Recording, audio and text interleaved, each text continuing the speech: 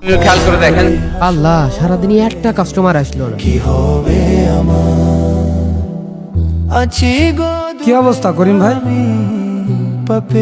মুখটা আরাম শুকনো শুকনো লাগছে। না জানি কি হবে। আর ভাই সেই কথা বলেন না, আপনার ব্যবসা এত ভালো চলছে আর আমার দোকানে কোনো কাস্টমারই আসে না। আমি পাপেরি আপনি তো মনে হচ্ছে অসুস্থ। অসুস্থই তো হয়ে যাচ্ছি ভাই, রাত্রি ঘুম আসে না, ছেলেটা অসুস্থ, মনে হয় কারোর বদ নজর লেগেছে। সকালবেলা ফজরের নামাজের পরে চলেন হুজুরির কাছে যাই। বিনাই তোমারি সুপারিশ বিনা হুজুর, ব্যবসায় বরকত নেই, ঘরে অশান্তি, কি করব কিছুই বুঝতে পারছি না। আপনি ঘরে ঢোকার সময় কি দোয়া পড়েন? দোয়া? না হুজুর, দোয়া টোয়া তো পড়া হয় না।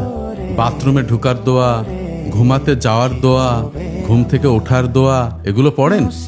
সত্যি বলতে হুজুর, কোনো দোয়াই পড়া হয় না। মুসিবতে না পায় যদি শোনেন ভাই, বদনজর কালো জাদু থেকে বাঁচার সবচেয়ে বড় ঢাল হচ্ছে মাসনুন দোয়া। কি হবে আমার। কিন্তু হুজুর, আমি তো আরবি পড়তে পারি না। নবীজি সাল্লাল্লাহু আলাইহি সাল্লাম আমাদের প্রতিটা মুহূর্তের দোয়া শিখিয়েছেন। এই দেখেন, এ হলো মাসনুন দোয়া, দোয়ার স্টিকার। এই নেন, দেখেন। দোয়া?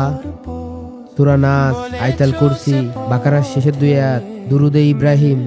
আরবি না জানলেও সমস্যা নেই, ওখানে কিউআর কোড আছে, ওটা স্ক্যান করে আপনি অডিও শুনতে পারবেন। জি হুজুর, আজকে থেকে আমি সকল দোয়া পাঠ করব। বলেছো সে পথে আর বাসার সব জায়গাটাই মাসনুন দোয়া লাগিয়ে রেখেছি, যদি ভুলে যাই টুক করে পড়ে নি, আর পড়তে না পারলে কিউআর কোড স্ক্যান করে অডিওটা শুনে নি। মাশাআল্লাহ, সঠিক উচ্চারণটাও শিখে ফেললাম। জীবন পার কবরে কি খবর করিম ভাই? আলহামদুলিল্লাহ ভাই, আল্লাহর রহমতে আমার ব্যবসায় বরকত ফিরে এসেছে। সে আপনার চেহারা দেখে বোঝা যাচ্ছে। কি হবে আমার। দোয়া কালাম ঠিক মতন পড়ছেন তো? জি ভাই, দোয়া কালাম ঠিক মতো পড়ছি। পাই যদি